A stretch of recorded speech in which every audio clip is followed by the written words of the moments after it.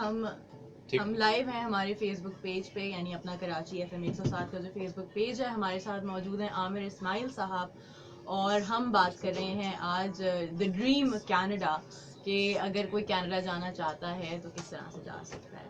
So we are coming live on the radio as well, और आप हमारे साथ जुड़े रहिए। Good morning once again, Tasneem Memon Haroon और अकील समर आपके साथ मौजूद हैं, और हमारे साथ हैं आमिर इस्माइल साहब, आमिर इस्माइल एसोसिएट्स के owner, who is a consultant licence practitioner to take you to Canada. Sir, very quickly अब हम आपसे जानेंगे कि ये जो प्रोसेस होता है सारा एप्लीकेशन का, कि कोई अगर जाना चाहता है वो शुरू कहाँ से करे और उसका ख़त्म कहाँ होता है। ख़त्म तो ऑफ कोर्स कनाडा में होता है, लेकिन स्टार्ट कहाँ से करें? हाँ, तो पहला स्टार्ट होना चाहिए गवर्नमेंट ऑफ कनाडा की जो ऑफिशियल वेबसाइट है उस पर, और उसमें पहले तो आप ये डिटरमिन करें कि आप किस कैटेगरी में जा रहे हैं। क्या आप स्किल वर्कर हैं, क्या आप बिजनेसमैन हैं, क्या आप स्टूडेंट हैं। जब आपने ये डिटरमिन कर लिया तो फिर आप रिसर्च करें। होता ये है कि लोग आंखें बंद करके यहाँ पर लोकल जो एजेंट्स हैं, आपके सामीन को अंदाज़ा होना चाहिए कि यहाँ पे जो लोकल एजेंट्स होते हैं वो ऑथराइज नहीं है, मजाज नहीं है आपकी एप्लीकेशन को रिप्रेजेंट करने के लिए। तो आपका स्टार्ट होना चाहिए गवर्नमेंट ऑफ कनाडा की वेबसाइट से।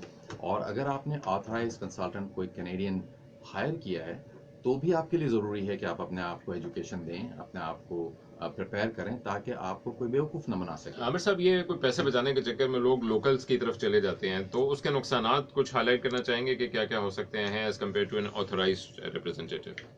हाँ, तो उसमें यही है कि एक तो वो लोग मजाज नहीं है रिप्रेजेंट करने के, तो आप अगर थोड़े पैसे भी दे रहे हैं तो वो आप ज़ाया कर रहे हैं। और ऐसे ही जैसे कि आप ऑर्थोपेडिक सर्जन के पास जाने के बजाय अपनी हड्डी टूट गई तो किसी क्वैक के पास सरे राह जुड़वा लें, तो फिर वो आपकी मर्जी है, वो आप जैसे तैसी। और वो ऑफिशियली आपको लॉगिन भी नहीं कर सकता, वो सिर्फ और सिर्फ बैक एंड पे आपको सपोर्ट करेगा, और लॉगिन आपको खुद ही अपनी जिम्मेदारी पे करना पड़ेगा। वो अपना नाम जाहिर नहीं करते हैं, और क्योंकि अगर वो अपना नाम जाहिर करेंगे तो आपकी एप्लीकेशन को रिफ्यूज कर दिया जाएगा। गवर्नमेंट ऑफ कनाडा का रूल है कि अगर आपने किसी पेड रिप्रेजेंटेटिव को इन्वॉल्व किया है, आप उसको पैसे दे रहे हैं, तो वो उनकी रजिस्ट्री में रजिस्टर हो, और रजिस्ट्री में भी एज ए कंसल्टेंट रजिस्टर हो, ना कि एजेंट, क्योंकि हम अपने एजेंट भी बनाते हैं, और अपने एजेंट जो हम दूसरे ममालिक में रखते हैं बिजनेस डेवलपमेंट के खातिर, तो वो एजेंट भी कभी कभार प्ले अराउंड करते हैं कि मैं भी ऑथराइज, और वो कैनेडियन होते भी नहीं, तो उनको ना पता होता है कि वहाँ पे साइट्स एंड साउंड्स हैं क्या और क्या रूल्स चल रहे हैं। एग्जैक्टली ऐसे ही है। तो एजेंट की हद तक तो फिर भी कहा जा सकता है कि ये मेरा एजेंट है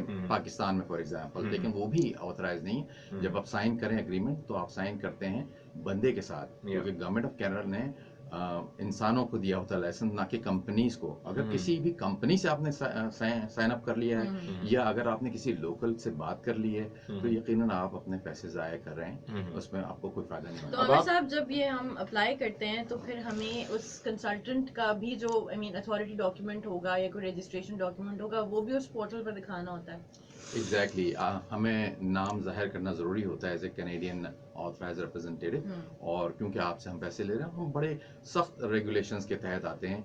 $1 मिलियन का हमें इंश्योरेंस रखना होता है कनाडा में, क्लाइंट अकाउंट रखने होते हैं, CPD पॉइंट्स करने होते हैं, और एन आर्म लेंथ हम काम करते हैं गवर्नमेंट ऑफ कनाडा के साथ। तो नजर आना चाहिए कि आपका रिप्रेजेंटेटिव कौन है। अब आप कैनेडियन गवर्नमेंट की तरफ से ऑथराइज है माशाल्लाह, आप किस तरह से देख रहे हैं जो प्रोसेस है? क्योंकि बहुत ज़्यादा मतलब ये ऐसा ज़रूरी नहीं है कि आप एक कंसल्टेंट लें, लेकिन फ़वाइद एक कंसल्टेंट जैसे कि आप हैं, क्या आप उसके हो सकते हैं एज़ कम्पेयर टू जो कि बिल्कुल आकर और अपनी बाकी मसरूफियात और नौकरी और घर वारा के साथ वो उसको मैनेज नहीं कर पाता? क्या क्या वो डिफरेंसेस होंगे जो कि कैनेडियन ऑथराइज रिप्रेजेंटेटिव के होंगे? हाँ, तो टाइम तो बचता है आपका, इसलिए कि आप अपनी लाइफ में मसरूफ हैं डॉक्यूमेंटेशन वाइज।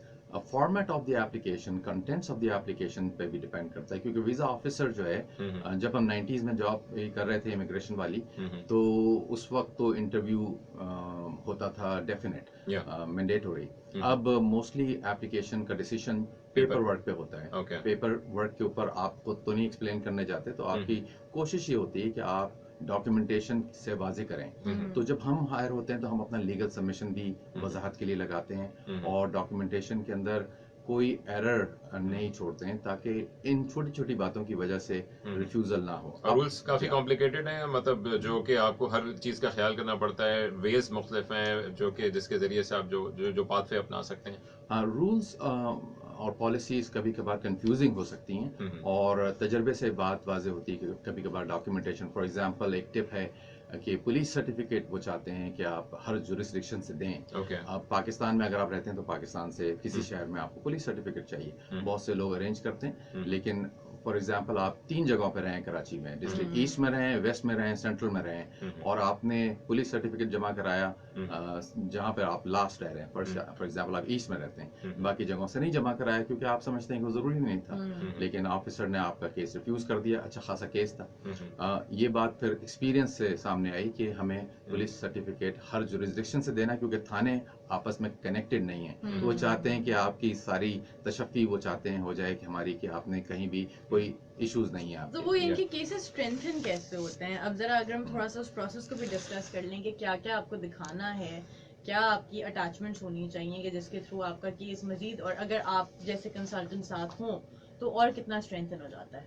जो मेन जो पॉइंट है skill worker for example applications के अंदर, तो कुछ पॉइंट्स तो फिक्स हैं। एज है वो आप लूज़ करते हैं, 1 साल गुजर गया, एक्सपीरियंस आपके पास होता है, लैंग्वेज स्किल्स आपके आइल्स से आ जाता है जो आपका अंग्रेज़ी का टेस्ट है।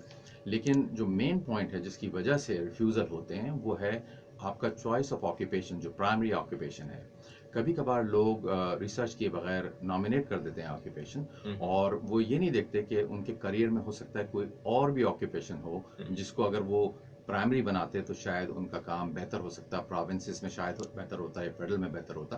और कभी कभार वो कोई मिस्टेक भी नहीं कर रहे होते, तब भी रिफ्यूज़ल होते हैं क्योंकि जॉब डिस्क्रिप्शन प्रॉपर नहीं थी, एक्सपीरियंस लेटर प्रॉपर फॉर्मेट में नहीं था, कोई चीज़ मेंशन नहीं थी। For example another tip, experience letter बिल्कुल डिटेल में है लेकिन सैलरी मेंशन नहीं है उसके अंदर, या कोई ऐसी चीज मेंशन नहीं है जिसकी वजह से उसको डाउट है ऑफिसर को, वो या वो एरियाज हाईलाइटेड नहीं है जो कि मैच करते हैं, जो मैच करते हैं नेशनल ऑक्यूपेशन क्लासिफिकेशन एनओसी के साथ, तो वहां पर ये गलतियां होती हैं। और फिर इट्स वेरी सैड कि आप का काम हो सकता था, आप क्वालिफाई करते थे लेकिन आपको रिफ्यूज कर दिया। अब आप जब दोबारा गए हैं पूल में, दोबारा कंपटीशन में दाखिल हुए, तो अब आपका काम नहीं हो पा रहा, जीरो से स्टार्ट। बिल्कुल, आप हमारे साथ मौजूद हैं आमिर इस्माइल साहब जो कि ऑथराइज कंसल्टेंट हैं। हम आगे भी बात करेंगे, लेकिन साथ साथ जो इस वक्त हमारे साथ लिस्टर्स मौजूद हैं, क्योंकि कुछ आते हैं फिर चले जाते हैं, वो किस तरह से आपसे कांटेक्ट कर सकते हैं अगर आप बताना चाहें? वेबसाइट्स हैं, नंबर्स हैं? जी हाँ, हमारी वेबसाइट है www.amirismail.com। हमारा ऑफिस टोरंटो में है और कराची में भी हमने एक ऑफिस मेंटेन किया है 1991 से।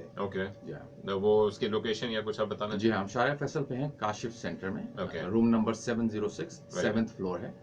जी हाँ, कंटिन्यू करते हैं डिस्कशन को। आमिर इस्माइल साहब हमारे साथ मौजूद हैं, authorised Canadian consultant for immigration. आप हमारे साथ मौजूद। Good morning once again.